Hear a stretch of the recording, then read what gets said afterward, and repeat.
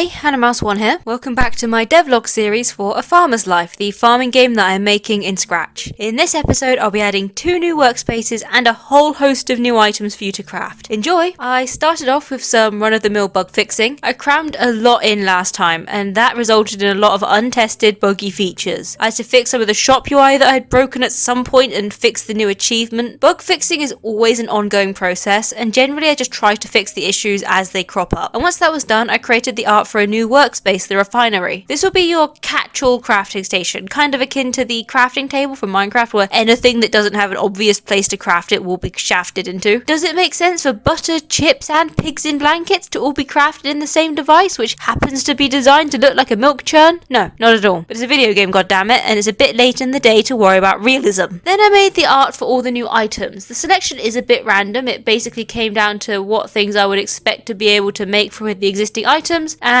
with a focus on the new animal products that I did in the last episode. Another consideration was that I hoped to add cooking to the game, and there were certain ingredients that I knew that I would need for the recipes that I'd like to add. For each item I needed an inventory icon, a pickup icon, and a name label. I also made the art for another workspace, the butcher block, where you'll be able to break the basic meat products into smaller cuts like ground beef or bacon. The workspaces also needed a version of the inventory icon recolored for the hardware store. I added all of the new items to the item index and gave them their places in the inventory. Doing this highlighted a few issues that I had with the inventory, so I tidied those up. I made the tab icons light up when you had that tab selected, and I created a custom block to encompass a lot of the repeated code in the generation script. And it bugged me how the label for the animal tab was the only one which wasn't pluralized, so I changed it from animal to animal products. I then sorted out buying the workspaces in the hardware store. I got these laid out and made the descriptions of each. I added them to a workspaces list so that they lit up and dimmed out as appropriate. And I found a bug with the click to place UI, so I went on a bit of a tangent fixing that. I then sorted out some of the mechanics related to the workspaces. I made it so you can place them and implement it into the sorting order-esque depth system and the pixel perfect collision system. And then I made it so that you can open the workspaces with the correct items appearing. Oh, and while I'm at it, I'll mention that I'm moving bread from the furnace to the refinery. It just doesn't make sense for there to be one food item in an otherwise mining related workspace, and now there's a place that it just fit much better, so it's a pretty sensible change as far as I can see. And now you craft it with the new item flour instead of wheat. Next I sorted the recipes for each craftable. I started with some busy work making the art for the UI. The most notable thing here is that now I want to add in some recipes of 2 ingredients, which I knew would be a bit of a pain to implement, but that I thought would be necessary for some things. I added all of the new recipes to a list so they can appear correctly, and then did a pretty significant overhaul to the code to accommodate the second ingredient if necessary. I then sorted out getting the craftables to light up when you have the correct ingredients, as well as the crafting itself. Both of these have been set up in a really modular way, so all I really had to do was type in some values into the custom blocks and to add a really simple check to see if a recipe had 2 ingredients. And I sorted these items' positions in the completion log, creating the blacked out icons and got them laid out correctly before adding in a few final touches to the crafting, making sure to add checks to the discovery of the new items for the completion log. I established prices for each item. While I don't think you'll be able to directly sell these new items, giving these items a price will help with pricing cooking related things later on. And for now, I'll just add them to the requests that NPCs can make. On that note, I also made it so these late game products can only be requested once the barn is built, because if there are too many requests early on that you simply can't fulfill, it might get a bit annoying. And finally, I made it so that some crafting recipes produce more than 1 item per run through. I only use this for the new meat cuts, because if you're cutting down a large piece of meat, it stands to reason, to me at least, that it should be a bit more generous than a 1-to-1 conversion. But after a routine bug fix, that's all I have to show you, so thanks for watching. I hope you enjoyed this video. Like and subscribe if you did. It lets me know if there's something you want to see more of. Quick reminder that we now have a Discord, link down below, and I'll see you next week with another video. Bye!